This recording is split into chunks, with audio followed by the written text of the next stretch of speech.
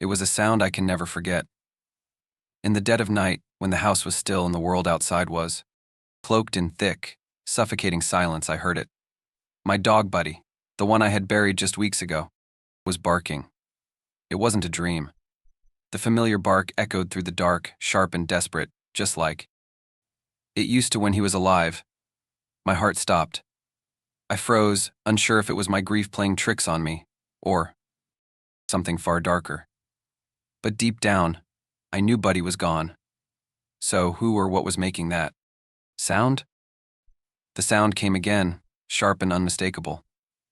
My heart skipped a beat, and I felt the hairs on the back of my neck stand up. It was a bark, faint, distant, but unmistakably Buddy's. But how could it be? Buddy. He had been gone for weeks. I buried him in the backyard, under the oak tree, where he loved to lie in the sun. I had said goodbye to him, held him as he took his last breath, watched him slip away. There was no way. He could still be barking. I stood frozen in the middle of the living room, my pulse pounding in my ears. The silence of the house pressed in around me, thick and suffocating. I tried to convince myself it was just a memory in my mind, playing tricks on me. But the bark came again, louder this time, as though it were right outside the window. The sound carried through the walls, reverberating through the floorboards. I slowly walked toward the window, my feet heavy, as though something was holding me back. I pulled the curtain aside and stared into the dark yard, my breath shallow. The oak tree loomed in the distance, casting long, twisted shadows across the grass. But there was nothing else. No sign of movement, no stray animals. The bark sounded again, closer this time. My throat tightened, and I stepped back from the window, heart racing. It was impossible. But it wasn't a dream. This was real. I could feel it. Something was out there, and it wasn't my dog. I stood there, paralyzed, staring at the darkness, a creeping dread crawling up my spine. Whatever was out there, it had come back. And it wasn't Buddy. The barking came again that night, slicing through the silence like a blade. My eyes snapped open, and my heart seized in my chest. It was almost exactly like it had been the night before, sharp, familiar, and unmistakable. Buddy's bark. I tried to dismiss it. Maybe it was a dream. Maybe I had imagined it, just like I had tried to convince myself earlier. But no, this time it was different. I could hear the urgency in it, the way Buddy used to bark when he needed something, when he was desperate to get my attention. But he wasn't supposed to be here. He wasn't supposed to be barking. I lay there, frozen, the sound of my own breathing the only thing keeping me tethered to the present. The barking came again, louder this time, almost as if it were right outside my bedroom window. I slowly pushed myself up, my limbs feeling heavy, like the weight of the room itself was pressing down on me. My mind was racing. Why was I hearing this? Why did it sound so real? I couldn't ignore it anymore. I had to check. I grabbed my phone, its light slicing through the darkness as I stumbled to my feet. My house was eerily quiet, the kind of silence that feels too still. No creaks, no whispers, just that barking, echoing in the back of my mind as I crept toward the hallway. The barking didn't stop. It was closer now, just outside, as if it was at the back door. I reached for the handle. My hand trembled. My heart was in my throat. What was waiting for me on the other side? I opened the door slowly, my breath caught in my chest. The backyard was empty, bathed in moonlight. But something in the shadows shifted. I felt it, a presence, just out of view. I wasn't alone. Something was watching me. And I knew then, with chilling certainty, that Buddy wasn't coming back. Not this way. The barking didn't stop. In fact, it grew louder. And this time I couldn't deny it. It was Buddy there was. No mistaking the sharpness of his voice, the way he used to bark when something was wrong, when he was trying to warn me. But he was gone. He was supposed to be gone. I stood in the doorway, my body frozen, eyes scanning the backyard.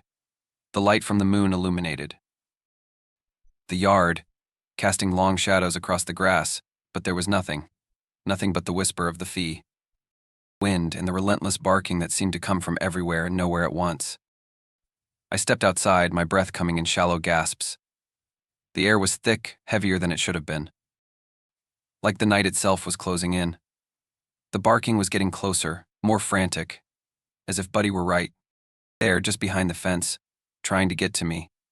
I moved toward the backyard, my steps slow, almost hesitant. Every instinct in me screamed to turn back, but my feet betrayed me, pulling me closer to the source of the sound. The barking stopped. I froze. My pulse thudded in my ears. The sudden silence felt wrong. It wasn't natural. I felt it then, a presence, something in the air. It was as if the entire backyard had become a void, a place where nothing should exist. But something was there, watching me. I reached the oak tree, where I had buried Buddy, and stopped dead in my tracks. The ground was disturbed, as if something had clawed its way through the earth. My stomach twisted. A shadow moved in the corner of my vision, and the barking came again. But this time it wasn't Buddy's bark. It was something darker, something far worse. It was coming for me. The air felt heavier now, suffocating, as I stood by the oak tree where Buddy was buried. The barking had stopped, but that silence, it wasn't comforting. It was worse. I was aware of every creak of the branches above me, every rustle of leaves in the wind. The ground beneath my feet felt unsettled, as though something had moved beneath the surface.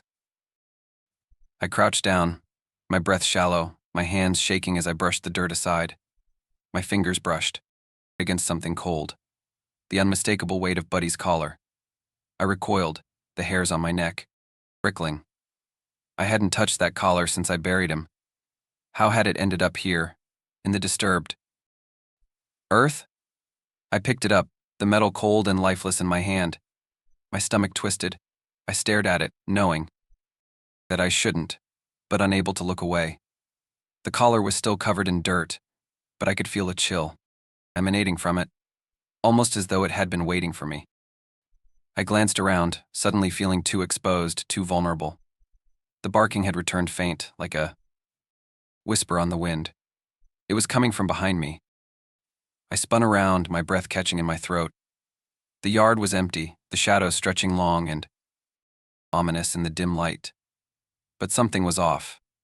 The air felt thicker now, as though the darkness itself was gathering around me. I stepped back, unease growing, but the sound of the bark grew louder, closer, until it felt like it was right and behind me. I whirled again, but nothing was there, just the night, cold and silent, swallowing everything. In its wake, suddenly I heard it, a faint scratching sound, like claws dragging across the ground. I froze, paralyzed by a wave of dread. The sound was coming from beneath my feet. My heart pounded as I realized whatever had been buried beneath the oak wasn't resting, and it was waking up. The scratching sound grew louder, more frantic, like claws desperately trying to claw their way up from the earth. My heart pounded in my chest as I stood frozen, every instinct telling me to run, but my feet felt like lead rooted to the spot. The ground beneath my feet vibrated slightly, as if something deep below was stirring, shifting. I looked at the collar again, the cold, lifeless metal feeling heavier in my hands. I hadn't imagined it before. There was something in the yard, something wrong, something that didn't belong. The air around me had grown colder, the temperature dropping rapidly. My breath fogged in the air as I slowly turned my head, looking toward the oak tree. It loomed like a shadow, its twisted branches stretching toward the sky. But it wasn't the tree that caught my attention. It was the ground. The earth near the base of the oak had begun to move. It shifted, writhing like something was crawling just below the surface. I staggered back, my pulse quickening. I knew then something wasn't buried beneath the tree. Someone or something was coming out of the ground. I heard a faint whimper, soft and almost pleading. It was a sound I knew all too well. Buddy had made that sound when he was scared, when he was trying to get my attention. But this wasn't Buddy. This was something darker, something twisted. I wanted to scream, to run, but my legs wouldn't move. The earth continued to tremble beneath me, and the sound grew louder, closer. Then I saw it, two pale hands pushing through the dirt, fingers elongated and twisted. They clawed at the ground, dragging the body that followed them out of the earth. And I realized too late that whatever had been buried here was never meant to rest. It was something else, something far worse than I could have ever imagined. Buddy was gone. But what had risen from the grave was not him. It was far more dangerous, and it was coming for me. The hands emerged fully from the ground, their fingers cracked and elongated, blackened at the tips. I staggered backward, my breath coming in ragged gasps, my heart slamming against my chest. The earth shifted again, and then, from the dark hole in the soil, the figure began to crawl free. It wasn't Buddy. Not anymore. It was something monstrous, something twisted, its face obscured by dirt and decay, but I could see enough. Its eyes were wide, gleaming, and glowing an unnatural yellow. I wanted to scream, but my voice was trapped inside me, suffocated by the sheer terror that had paralyzed my body. The creature let out a low, guttural growl, a sound that reverberated through the ground beneath me. It was close now, too close, and I could hear it breathing, its ragged, wet gasps filling the silence of the night. With one final heave, the creature broke free from the earth, its body covered in soil, its movements jerky and unnatural. The ground where Buddy had once been buried was now an open grave, and whatever had crawled out was far worse than anything I could have imagined. I turned to run, but my legs felt like they were made of stone. I stumbled, gasping for air, but the creature was faster. It lunged forward, its twisted form moving in a blur, its eyes locked on mine. The barking louder now, more frantic, came again, but it was distorted, broken, twisted in a way that made my skin crawl. It wasn't Buddy anymore. It was a creature of the dark, something that had been trapped beneath the earth for far too long, waiting to claw its way back into the world. I spun around to face it, my back pressed against the oak tree. The bark dug into my skin as I tried to steady myself, but the creature was already there, standing before me, its face inches from mine. I closed my eyes, knowing it was too late. And then, just as I thought it was over, I heard a whisper in the air. You should never have disturbed it. The voice, cold and hollow, seeped into my mind, and I understood. It wasn't just the creature I had awakened. It was the curse of the forest itself, and now, it was mine to bear. Do you hear the barking now? Is it your imagination, or has something clawed its way back from the grave just outside your window? Did you feel that breath on your neck? Or is something ancient, something buried, waiting to take its revenge?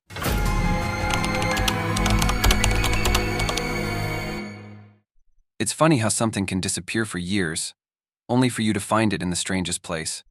But when I found my missing necklace in the forest, buried underground, I realized something was terribly wrong. The necklace was never meant to be found. I had never thought much about the necklace. Not really. It was a beautiful piece, yes, a delicate gold locket, handed down through generations, but I had always worn it more out of habit than any deep connection. I hardly noticed when it was missing.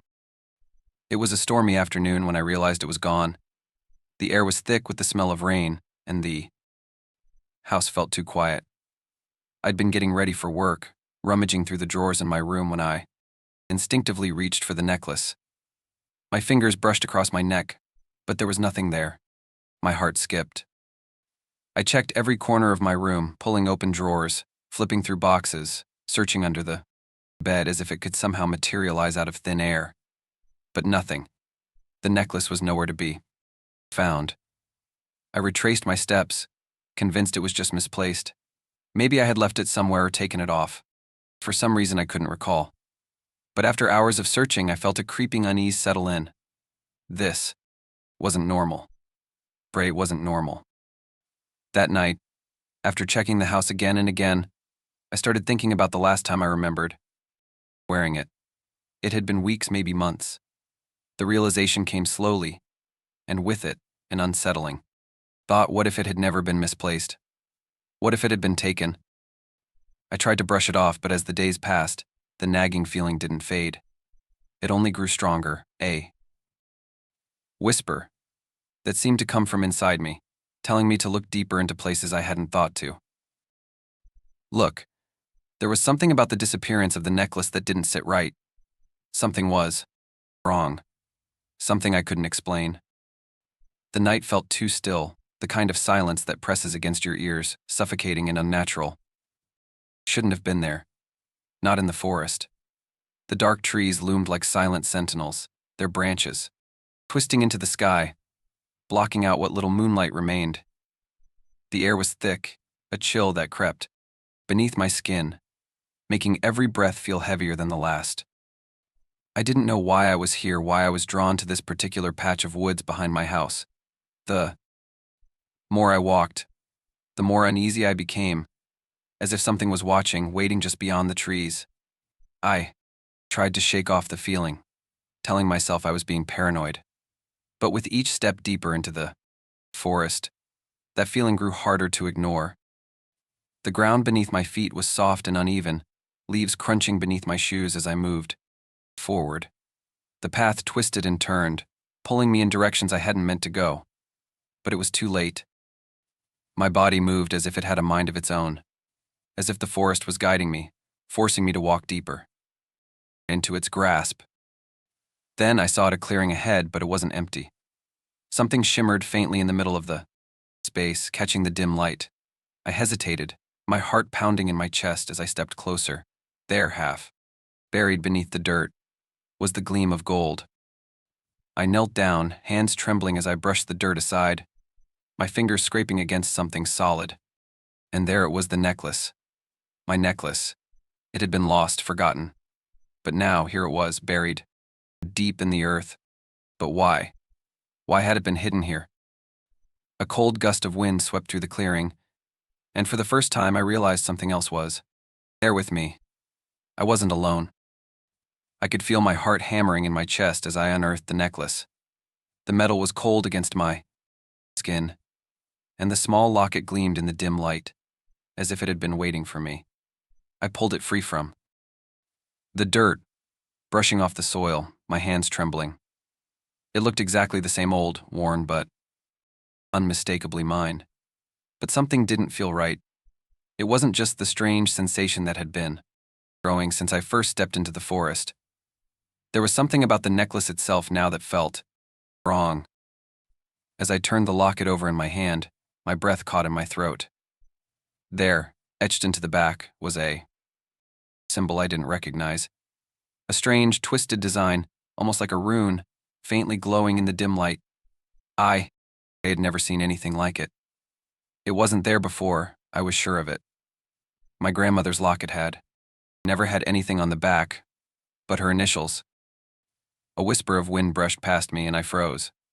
The air was heavier now, pressing in on me, as if the forest itself was holding its breath. I glanced around, the hair on the back of my neck standing up. There was nothing, just the still trees and the shadows, but the silence felt thick, unnatural. Then, without warning, I heard a crack of twigs behind me. I whipped my head around, my body stiff, with fear. But the clearing was empty. Still holding the necklace, I stood there, my hands shaking. Something wasn't right. I couldn't explain it. But the deeper I looked into the locket, the more I felt it, something dark, something ancient, tugging at me from inside the forest. I wanted to run, but I couldn't. Not yet. The forest was waiting, and I knew it. I stood frozen, the necklace still clenched tightly in my hand, my heart pounding in my chest. The air had grown cold, the kind of biting chill that seeps deep into your bones. The trees around me seemed to close in, their twisted branches stretching overhead like gnarled fingers, blocking out the little light that remained. But it wasn't just the darkness that was suffocating, it was the feeling of being watched. I heard the crunch of leaves underfoot, too soft to be the wind. Someone or something was moving in. The forest.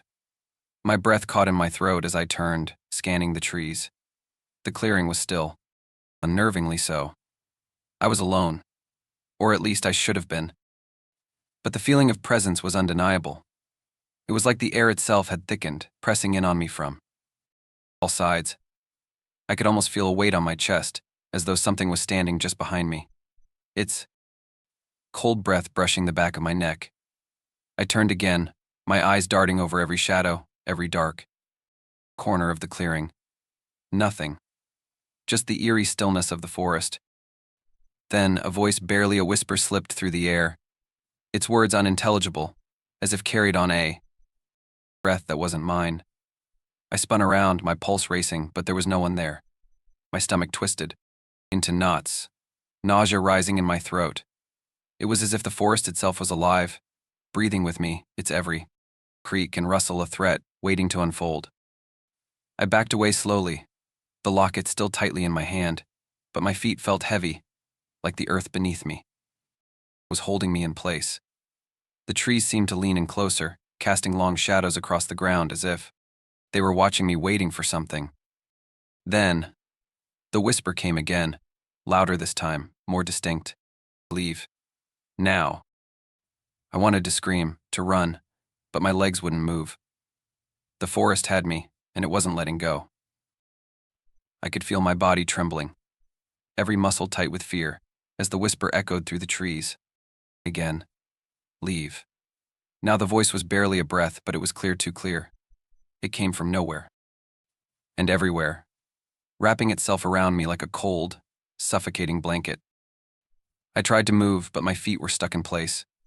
The locket in my hand felt heavier, almost as if it were pulling me deeper into the forest. My breath came in short, ragged gasps, the air thick with a sense of dread I couldn't escape. I wanted to drop the necklace, to run, but my hands wouldn't listen.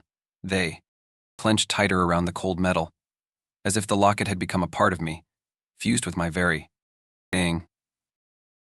A strange, oppressive pressure filled the air, and I could hear the trees groaning as if they were alive, groaning with a terrible secret they were desperate to keep hidden. The ground beneath my feet seemed to shift, the earth giving way just slightly, as though something was moving beneath it. I stumbled back, heart pounding in my chest, but the whisper came again, louder, more insistent. It is time. I felt a sudden chill crawl up my spine, and it wasn't just the cold air. Something ancient, something far, darker than I could comprehend, was waking, and it had chosen me.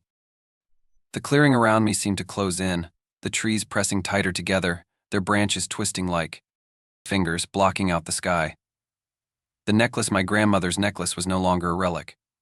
It was a key. A key to something that had been buried here for centuries, something that wanted to stay hidden but was now rising from the earth. The earth beneath me rumbled, and a deep, resonating growl filled the air, too low for me to pinpoint. But I knew one thing for sure: I wasn't alone in the forest anymore. The curse had begun, and it was mine too. Bare. The ground trembled beneath my feet, the earth pulsing with a dark energy that seemed to rise from deep within. My legs were heavy, each step feeling like I was walking through thick mud, my body unwilling to obey. The necklace in my hand grew colder, the faint glow from the symbol now searing into my palm, like it was branding me. I could feel it. Whatever was buried in this forest was awake, and it had chosen for me. I tried to back away, but the trees seemed to bend inward, their branches creaking like bones. The whispering voice was back, now a low, guttural murmur that vibrated through the air, coming from all around me. You are the key. I spun around, eyes wild, scanning the trees for any sign of movement. The clearing was still, the shadows growing longer, thicker, as if they were stretching toward me. My breath hitched as the silence pressed in. There was nothing but the sound of my heart thundering in my chest and the whispering, ever constant, seeping into my mind like poison. A figure began to materialize in the distance, emerging from the shadows between the trees. At first it was a blur, an indistinct shape, but as it grew closer I realized it was a person, a man, his face obscured by the thick black cloak that hung around him.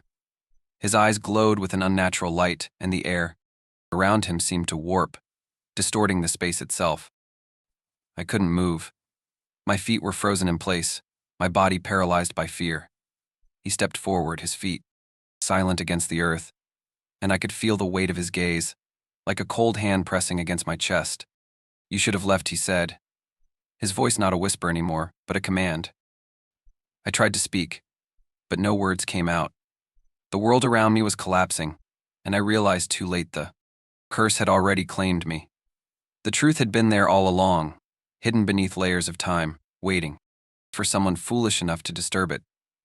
And now, it was mine to bear. Tell this story to someone else, but remember, every retelling spreads the curse further, until it finds its next victim. As you finish reading, do you feel the air grow colder? Or is it just a sign that the forest has started, reaching out to you too?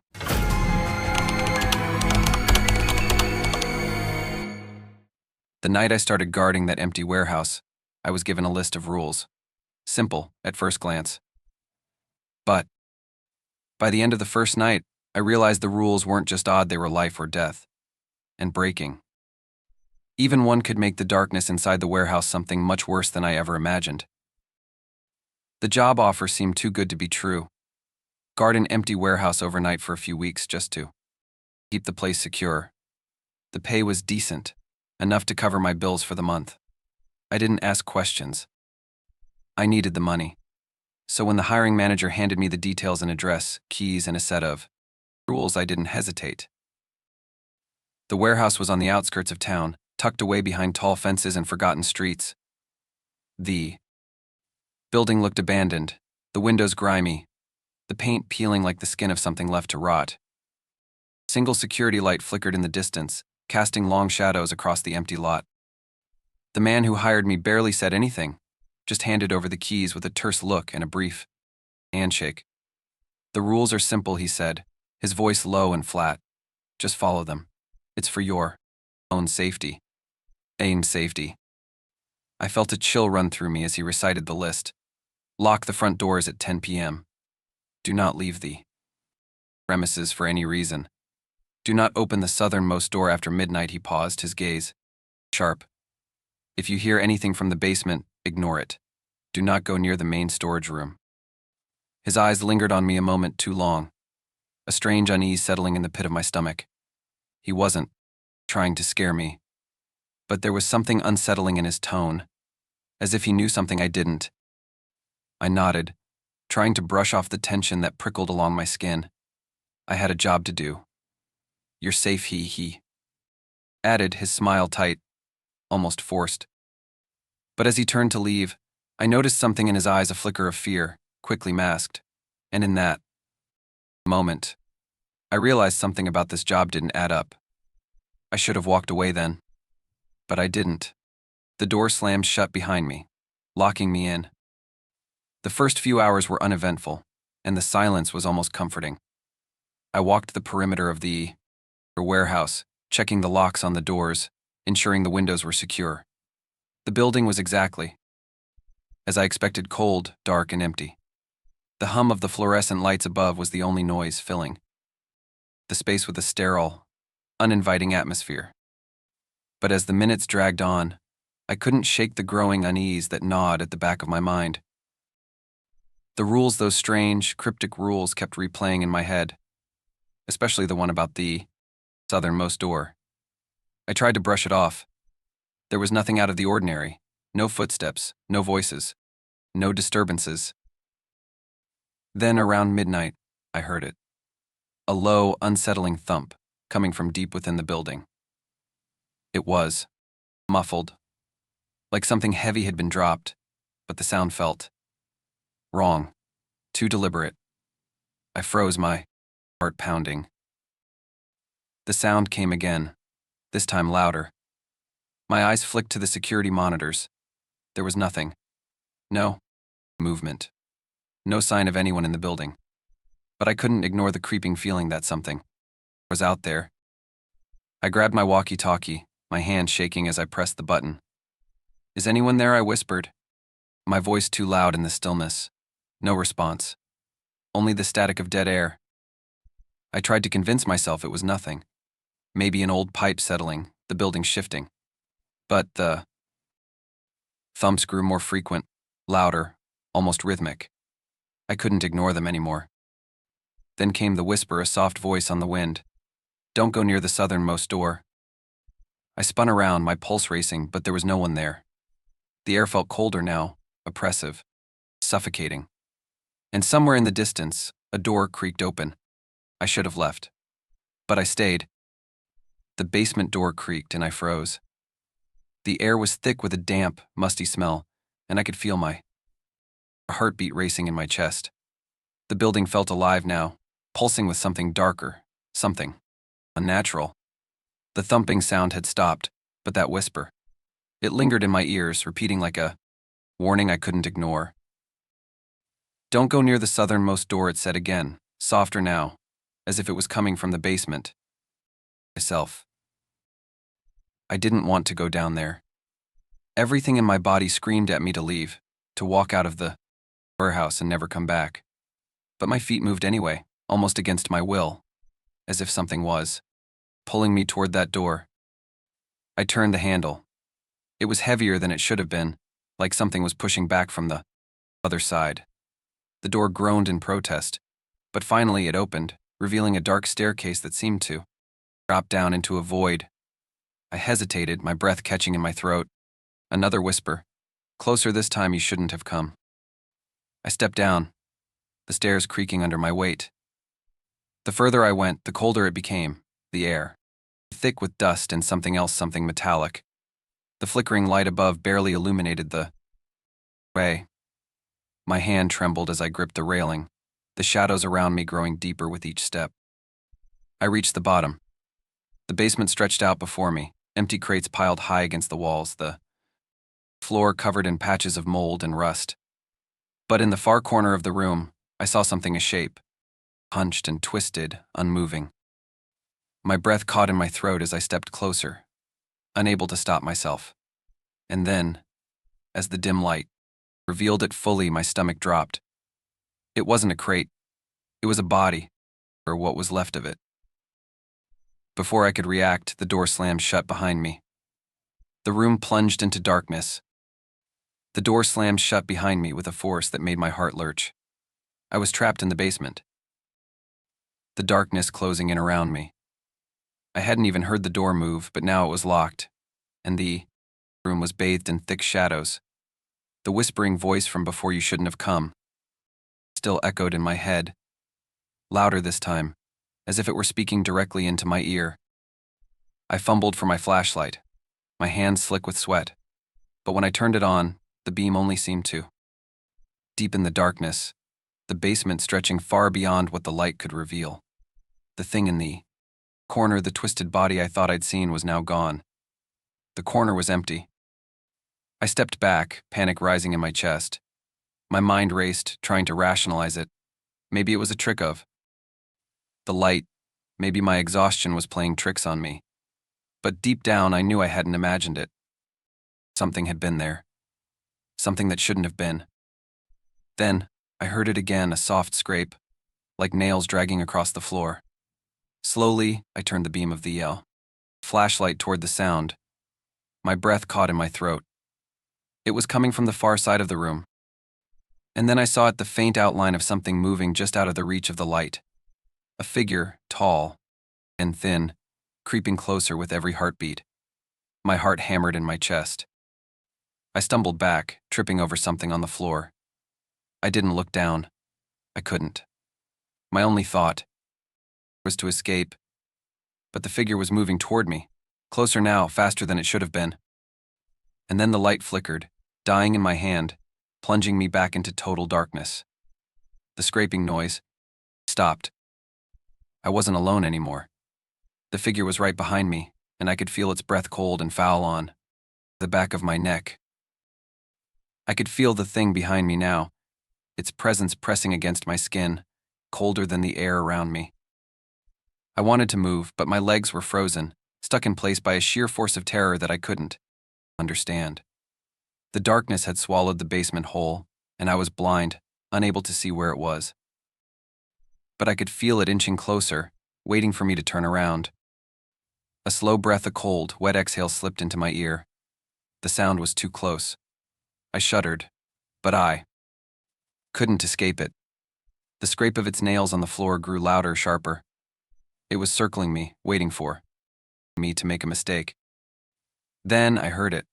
A low, guttural voice, barely a whisper, but it felt like it was coming from everywhere at once. You shouldn't have opened the door. I snapped, my body finally jerking into motion. I stumbled forward, but something grabbed me. Cold. Fingers, no. Claws clutched at my shoulders, yanking me backward.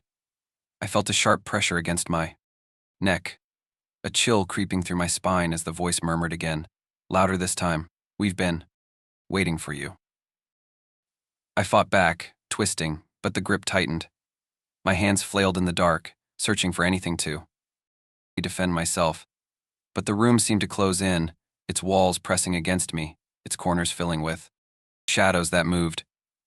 Every inch of space felt occupied, as though the darkness itself was alive, breathing in the air around me. My throat was tight, my vision swimming, but I could still hear it. The thing, dragging its breath closer. It was close enough now that I could feel the chill against my skin, colder than the air around me. The truth hit me all at once. This place wasn't empty. It had never been. And I wasn't alone. Then, I felt something wet slide along my ear, and I realized with horror that it wasn't just a presence. It was something hunting me. I gasped for air, my chest heaving, but the pressure against my throat didn't ease. The claws that had gripped me were gone, but the chill still lingered, suffocating me. The darkness seemed to pulse, as if it were alive, mocking my desperate breaths. I stumbled forward, my feet unsteady, but when I reached the door, I couldn't bring myself to open it. I was still trapped in the basement, the walls closing in, the shadows flickering in the corners. The walkie-talkie crackled to life suddenly, the voice from before returning. "You're not supposed to leave." My hands trembled as I grabbed it. I tried to speak, but no words came out. The voice continued, colder. "This time you belong here now." I didn't know what it meant, but I felt the weight of those words deep in my bones. I looked at the door. Again, and the faintest flicker of movement caught my eye. A figure tall, thin, its outline barely visible in the dim light was standing at the foot of the stairs, watching me. I bolted toward the door, but when I touched the handle, it was ice cold. The door wouldn't open. Twisted, pulled, slammed my shoulder against it, but it was useless. The last thing I heard before the darkness swallowed me was the sound of heavy breathing behind me. Cold, foul, and relentless. Read this and leave it behind, or share it, knowing that each whisper pulls the darkness closer to your world. Choose wisely. Do you hear footsteps in the next room? Or is something far darker already closing in, drawn to your fear as you read?